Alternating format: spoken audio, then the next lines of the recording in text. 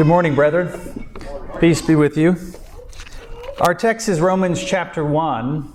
If you have a Bible with you, you can turn to Romans 1, starting in verse 18. It will also be up on the screen for you.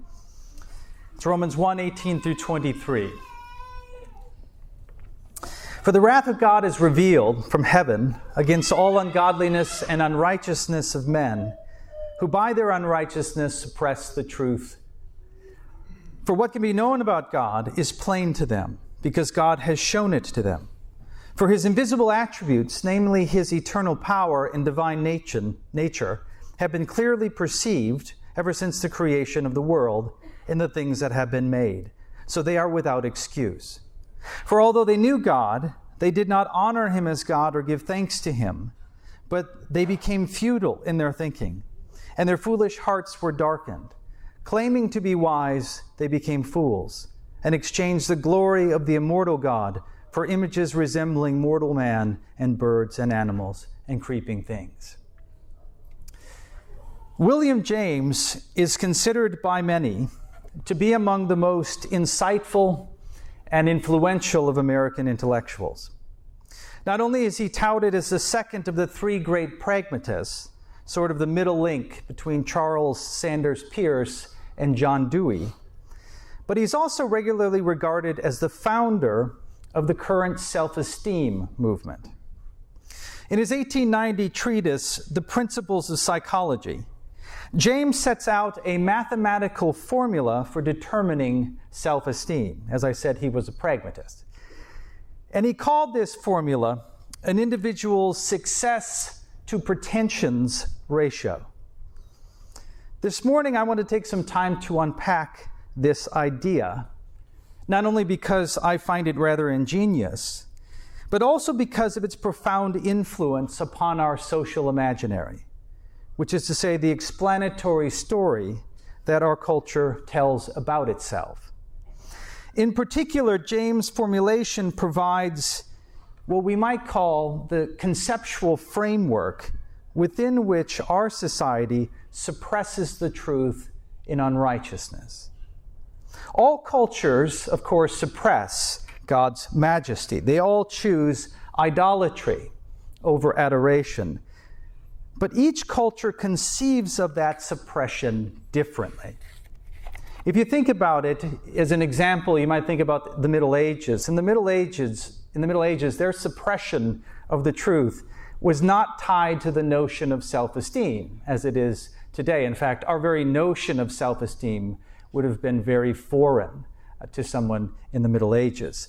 And the reason for that is because in the late 20th century, we experienced what sociologist Philip Rieff calls the triumph of the therapeutic.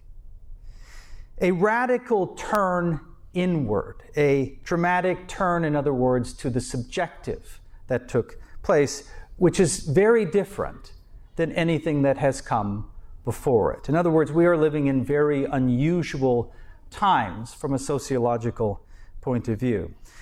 Professor Carl Trueman describes this profound shift in conceptual framework as follows. The ancient Athenian was committed to the assembly, the medieval Christian to his church, and a 20th century factory worker to his trade union and working man's club. All of them found their purpose and well-being by being committed to something outside themselves. In the world of psychological man, which is to say in the late 20th century, during the triumph of the therapeutic, however, the commitment is first and foremost to the self and is inwardly directed. So it's not that there wasn't idolatry during each of these previous periods. There certainly was. It's just that it was much more outwardly directed because people were looking to outside things to give them meaning and purpose. And thus, it might be that the assembly itself or the institution of the church or your role in sort of the industrial complex, all of those things might have been turned into idols. You might have looked to those things in these periods as the primary source of your identity. But in the late 20th century, that outward gaze of adoration turned inward. And it is that subjective turn, that turn toward the self, that makes something like self-esteem and the self-esteem movement possible. Because it ties one's well-being to his present psychological state, which seems completely intuitive to us living in late modernity. But I tell you, it would be utterly foreign to people who were living even 50 or 60 years ago. The point of all of that is to say that revealing this conceptual framework can be very helpful in achieving what we have defined as the first goal in evangelism, which is to disenchant the unbeliever with his idol, to get him to see that man-made gods are no gods at all, as Paul said. And so what I hope to do this morning, then, is to manifest the conceptual framework, sort of like look behind the curtain as to what's going on intellectually within our culture, in particular with regards to how we go about suppressing the truth and unrighteousness, or at least how we conceive of that project. We begin with the universally recognized truth that among creation, the human heart is distinguished by a deep sense of discontentment. As Solomon has said, the heart of man, like Tartarus, is never full. Each of us, within our bosom, in other words, has a breach which is boundless. And it is this very dissatisfaction, this infinity that has been placed within our hearts, which drives our every endeavor. Because it creates within us the craving for contentment, a spiritual hunger, which sends us on a quest to find the food that will at last satisfy. And it is the failure to attain such fulfillment which eventually leads one to despondency and a very low sense of self. According to the Jamesian equation, self-esteem is based upon the ratio of an individual's actions to his aspirations, meaning that our self-worth is determined by whether or not a gap exists between what we might call the ideal self and the actual self. The ideal self being, of course, the individual's conception of the perfect person. But in contrast to that exemplar stands the actual self, which represents the reality of how successful one has been in conforming themselves to the model. In other words, our self-worth is directly dependent upon our success in becoming the person that we desire to be, says James. Therefore, if my ideal self is someone who is meek and tender-hearted, and yet I act in arrogant and strident ways, I should rightfully conclude from such a comparison that I have failed to reach the ideal, having fallen short of the standard, the result of which would be a reduction in my sense of self-worth, which only makes sense. I mean, if I see laziness in myself, when it's diligence which is of value to me, then how should I feel? I certainly shouldn't feel good about myself, but rather observing my laziness should make me feel weak and pathetic, because I am weak and pathetic. And the same is true if I see ugliness, if beauty is what I am ultimately after. Such a shortcoming in me should produce feelings of emptiness and worthlessness, because I am empty and worthless. Thus, the way for me to foster a vibrant self-esteem, according to the first part of the success pretensions system, is by achieving the ideal self, by fully conforming myself to what is likely a societally formed vision of human greatness. And so this formulation, at least so far, I think, seems fairly consistent with biblical theology. I mean, after all, who are those who can boast of their goodness even before God, does the Bible say? Only if Abraham was justified by his works does he have something to boast about, answers the apostle. Meaning it is only those who have kept the perfect law perfectly who may glory in their goodness, because it's the doers of the law who are righteous, not the hearers only. And yet, unfortunately for our sense of self, the Bible from Alpha to Omega, from the beginning to its end, makes it clear that none of us has earned such a distinction. Paul, quoting the Old Testament, writes in Romans chapter 3, "There is no one righteous, not even one. There is no one who understands. There is no one who seeks God. All have turned away. They have together become worthless. There is no one who does good, not even one." There is no distinction, says the preacher. All of us have sinned and fallen short of God's glory, which is the ultimate standard of His goodness. And to sin means literally to miss the mark, a level of incompetence which has rendered us, as Paul says, worthless. Now, given such a reality, how can anyone maintain a healthy self-esteem once he has measured himself against that kind of standard, the true standard? Once he has seen himself through the piercing gaze of the God of infinite holiness. This God who is described in the book of Revelation with hair as white as wool, and eyes like a flame of fire, and feet like burnished bronze, refined in a furnace, whose gaze penetrates even to dividing soul and spirit, even joints and marrow. How is despondency not the only option when one cowers under that kind of scrutiny?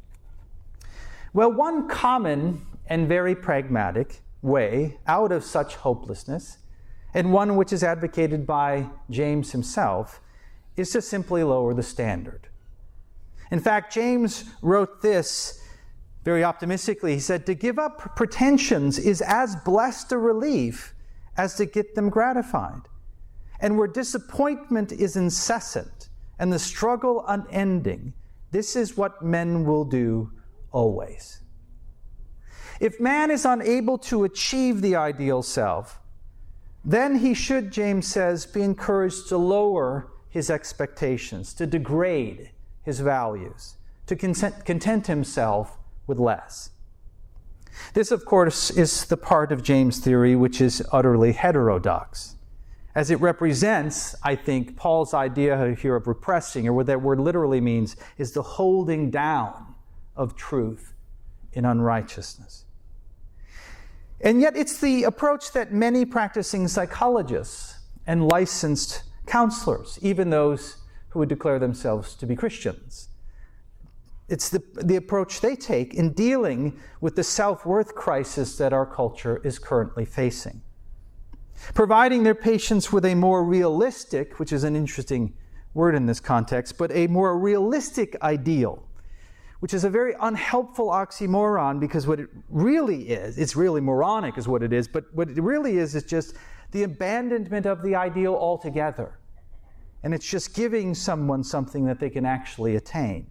In other words, it's giving them a sense of satisfaction on the cheap. But they're able to do this, psychologists are and therapists are, through a very skillful reframing of the patient's value structure. And yet this undervaluing approach to self-esteem turns out to be, not surprisingly, self-defeating. Because the moment I lower the standard, another profound realization rushes upon me, and it's one I will have to suppress, which is namely, I'm the kind of guy who needs to have the standard lowered. It's like when we lower the basketball goals to 7 feet so that the little kids can make baskets. There may be the illusion in their mind that they're actually playing basketball, but everyone else knows that they are actually not. Or it's like handicapping in golf. Now I'm really going to step on someone's toes here, but I'll take a risk. But handicapping in golf was not created for the professional golfers, okay? It was created for wealthy doctors and corporate executives who stink at golf. That's who it was created for. So that they will feel good about themselves and maintain their club memberships. Deep down, no one wants to be the guy who has to have the rules changed just so that he can participate. No one wants to be that guy. And so in order for this approach to work, a certain amount of self-deception, of suppressing the truth, is required. Now, just as an interesting aside, in previous generations, this kind of change of standard would require a change in institutions. It'd have to come on the institutional level, it seems to me. You can think of the Pharisees, who were masters at lowering it. They lowered it, they ignored the weightier matters.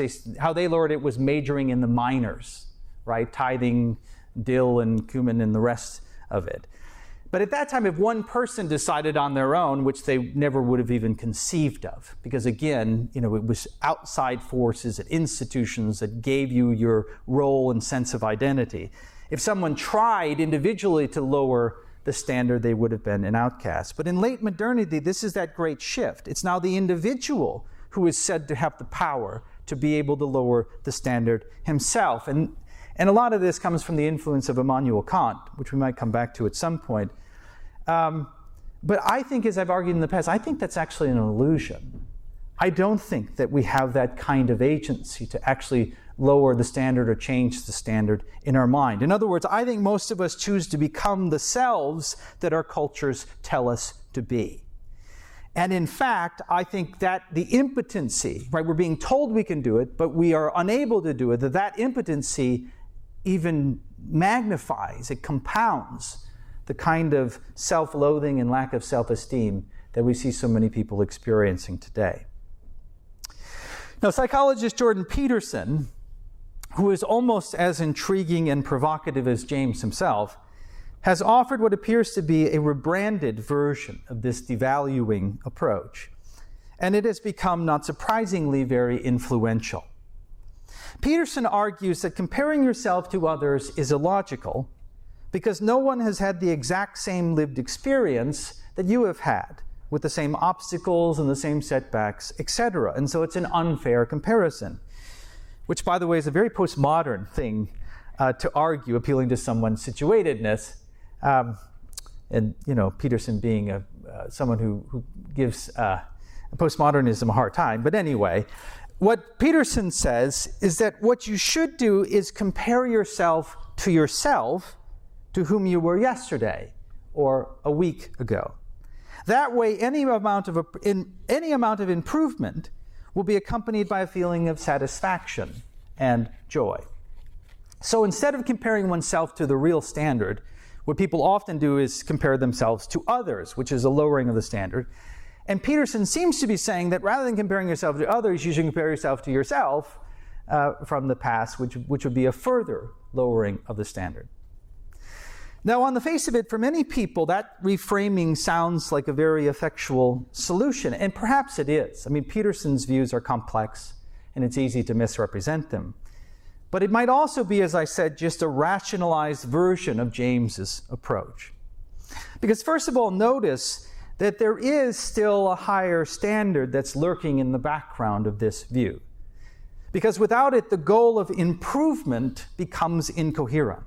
Even the idea of a goal becomes incoherent. In order to improve, there must be some standard by which to judge one's previous behavior with their current behavior, and that standard certainly can't be yourself. But in addition to this, the whole notion of what we might call mutually beneficial competition, or what Scripture calls iron sharpening iron.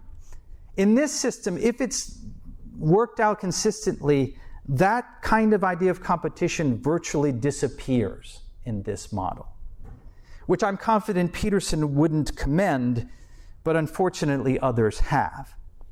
And we can think about it this way. Professional runners, okay, do they typically compare themselves only to themselves in a race? Is that what they do? Or is that true of any professional athlete who competes in that sense for a living?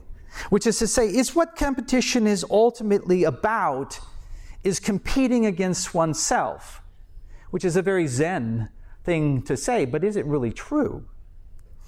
My son Neil runs cross country, as many of you know, for Abilene Christian, which is so odd because I am so non-athletic. And when I go to these races, I see everybody sizing me up, saying, "That's his dad." I mean, it gives him way more glory when they see how unathletic I am. But I went to a race of his a week ago, and there was a team at the race that just did horribly. They were way behind in this race. In fact, the course, it was a little unusual. The course, it's an 8K, so it's 5 miles. And the course was a mile, and so they ran the course 5 times. But this team was so slow that many of the other teams lapped them on a mile course. So that means that many of the teams, the time they ran in 5 miles was the time that this team ran in 4 miles. They were utterly destroyed in the competition.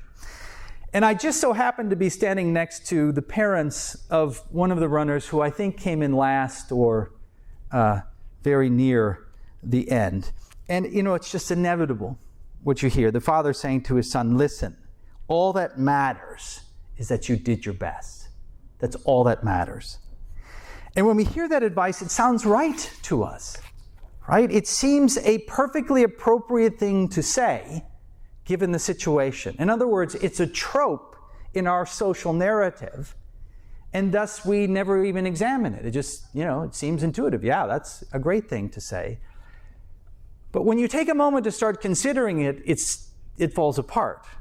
I mean, because what this father is trying to do, it seems, is to protect his son's self-esteem. He's trying to prevent his son from experiencing disappointment or even despair over his dismal performance. And to do so, he is reframing his poor performance into a positive one. Indeed, he is reframing his defeat into a victory even by changing the standard. All that matters, he says, is that you did your best, and so you can be proud of your performance even though you came in dead last, even though you were lapped by almost everyone else, even though everybody was meandering around the race path because everyone assumed the race has to be over. It's been so long, and you were having to dodge between these people because everybody was on their way home thinking the race was over. It doesn't matter. What's most important is that you did your best. And one can often hear the desperation in a parent's voice when they tell their children something like this, because he sees the fallen look in his son's eyes and he wants to protect him from such disappointment. He doesn't want his son to suffer. Who wants their son to suffer? Well, the wise man would, but whatever. And so there are times, let me say this, there are times when such reframing is totally appropriate. In fact, as parents, we do this all the time, as we are reordering our child's hierarchy of loves, right? Like, for example, when a child distorts the significance of the defeat that they've just experienced. And it's necessary to remind them of the proper hierarchy of their loves. But that is not what this father was doing, I don't think. He was not trying to put the race in its cosmic perspective, right, to guard his son then from total despair. He was attempting to change the standard from winning to doing your best, all in order that his son might experience victory rather than defeat. And I think this is a terrible mistake. And it is one, unfortunately, which I have made on numerous occasions. While giving your best effort is certainly noble, it is not the most important thing in a competition. It feels odd that you'd have to say that. But winning is in a competition, as long as you do it ethically. This is there's a reason why the wreath goes to the fastest runner, right? That the king's daughter goes to the champion, right? The Apostle Paul exalts the idea of winning in races and in competitions when he uses them as metaphors in the text of Scripture. But here's the thing, without the assurance of divine approval, without the hope and stability that comes from being a child of God, without that sure, transcendent anchor to hold on to, any defeat has the potential to ruin us. The father's behavior, in other words, demonstrates how fragile his son is, or how fragile he is. For maybe he is getting his sense of self-worth from the success of his son, and he's trying to reassure himself with such words. But it seems to me that this is the curse of modern man. His identity, which is now his sole responsibility. It used to be the community that would give you your identity. But now, modern man is told, no, you are the one who's responsible to give your life meaning and purpose. So his identity, because it is wrapped up in things that are transient and things that are imperfect, it is so delicate that he cannot admit defeat even when it is thorough. Because psychologically, he cannot handle it. His sense of self is too fragile, because it is tied ultimately to his own performance, which will always and forever be imperfect. And so he must reframe any defeat as a success.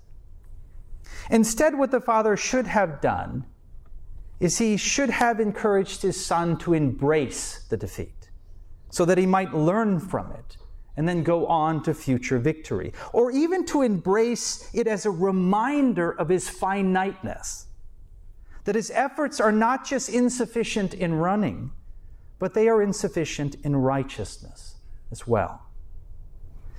And so the scene I was witnessing, I think, is a microcosm of the unrighteous suppressing of truth that Paul speaks about in our text, but within the conceptual framework of our culture, which is what makes it so dangerous, right? Because we've all breathed in the spirit of the age to a large extent. And that's why when these things happen, they just pass right by us and we say, yeah, that's right, and we never even think about it or consider it. And this is why we see so many in our society attack the very notion of excellence. This is why we have the destroying of standards in every form.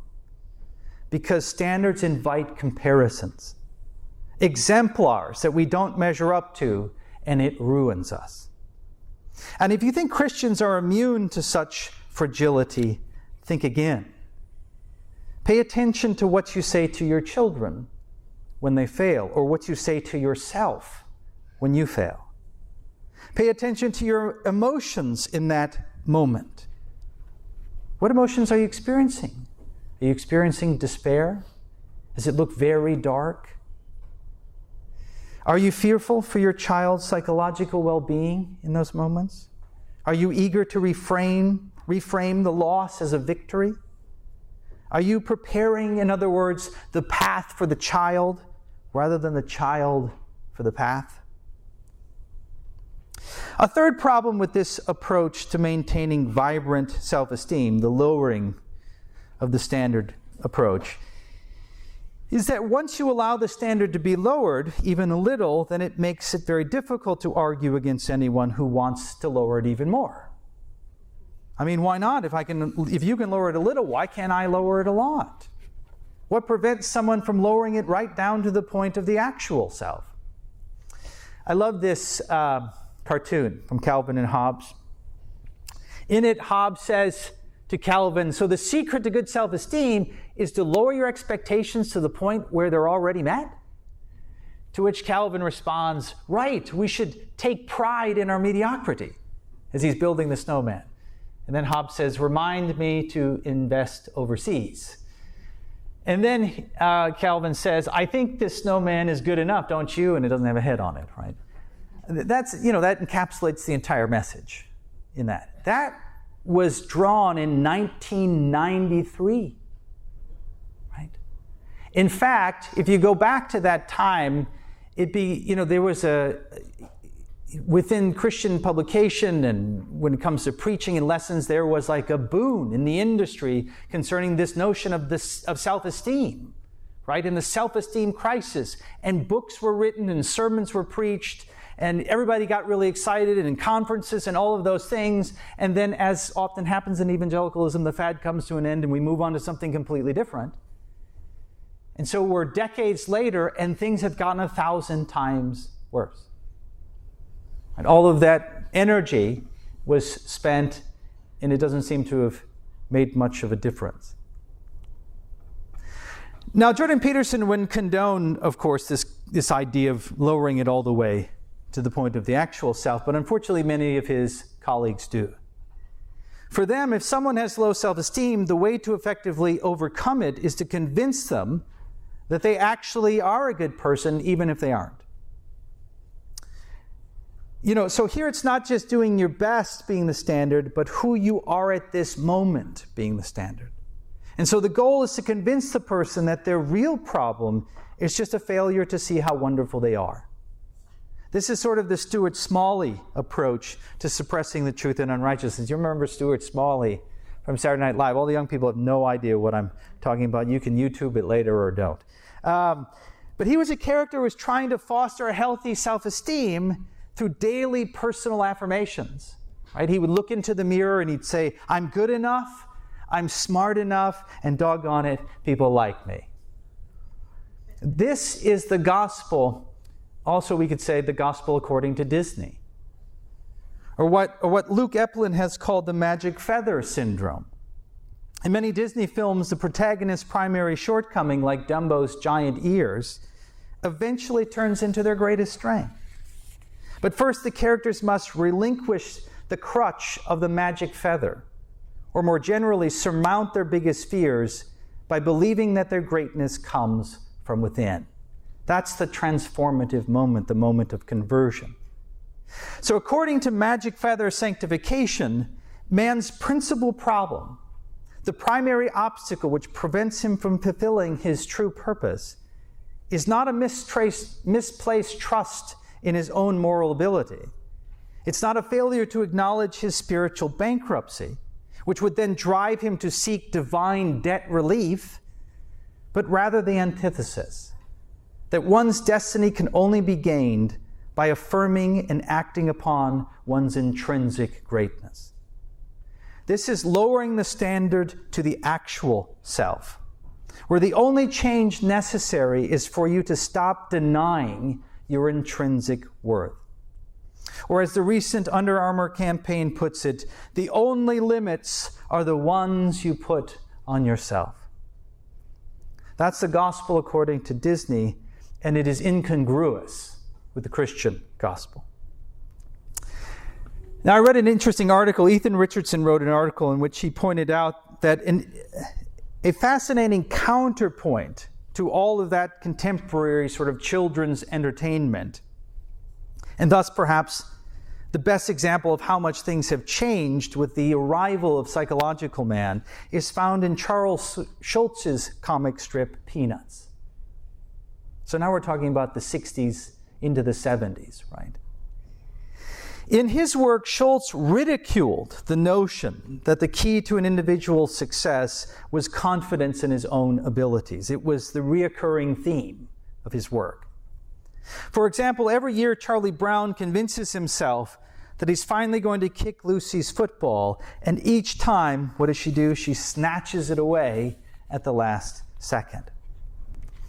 In a 1968 interview with Psychology Today, Schulz implied that his characters pick on Charlie Brown because he puts too much trust in himself. He said, I think they are justified sometimes in their treatment of him. Charlie Brown is too vulnerable. He's full of hope and misdirected faith. So faith in oneself, says Schulz, is faith misdirected. The reason why Charlie Brown is so lonely and depressed and vulnerable is not because he has too little self-esteem, but because he has too much. Putting his faith in himself, in other words, has made him fragile. It's made him an easy target. It's made him easily offended. It's turned him into a perpetual victim. Does any of this sound familiar to anyone? And Charlie Brown, in a sense, is kind of the prototypical late modern man. Fragile, plays the role of victim, vulnerable, easily taken advantage of. By the way, the other character in Peanuts that has too much self-esteem, of course, is Lucy, which reminds us that esteeming oneself produces one of two kinds of fruit, either despair, like Charlie Brown, or delusion, like Lucy. And this points us to the Christian paradox concerning our sense of self-worth. If you believe in yourself, which is one of the primary tropes of our social narrative, if you believe in yourself, it will lead ultimately to self-righteousness or self-loathing, either delusion or despair. But if you deny yourself, it will lead to true righteousness and a lasting sense of self, a rigidity, a confidence, an assurance which is a gift of the new covenant, an inheritance of becoming adopted sons and daughters of the King of Kings, of becoming princes and princesses. But in order for that to happen, we must believe God's promise that His power is perfected in weakness, not strength. That He will exalt the humble, not the proud. That the poor in spirit are those who are really blessed. Once we embrace that paradox, the embracing of our shortcomings, of our sins, of our missing of the mark, our inadequacies, and we look instead to God's perfecting work, a transformation takes place within our spirit. The spirit of fear that has consumed us is replaced by a spirit of fearlessness, an attitude where we now have nothing to lose. That even if we come in dead last, that despondency cannot touch us. We might call this the freedom to fail. And it's one of the gifts of the new covenant. And it's also the foundation of all success, and of all innovation, and of all creativity, and of all boldness, and of all exploration, and of every noble act. The freedom to fail. I mean, why doesn't China innovate like the United States of America? It's not because they don't have the money. It's not because they don't have the knowledge. It's not because they don't have any of the resources. It's because they don't have the freedom to fail. Why do Christians frozen in legalistic soteriology do so few good works? Why do they interpret the Bible as if it were a detailed list of commands for every single thing that they must do? Why do they reject this idea that there are principles that are laid out so that you might become wise, so that you can make decisions in the world? It's because they don't have the freedom to fail. I mean, who's going to attempt walking on the high wire when there is no safety net? No one will. But we have a hope that transcends every failure in this world, a liberty that can never be taken from us, and which allows us to take real risks for God, where we no longer have to insulate ourselves, wrap ourselves in bubble and wrap our children in bubble or plastic, and where iron can truly sharpen iron without self-righteousness and without self-loathing. The freedom to fail is a gift of the new covenant, and it is yours if you will but receive it.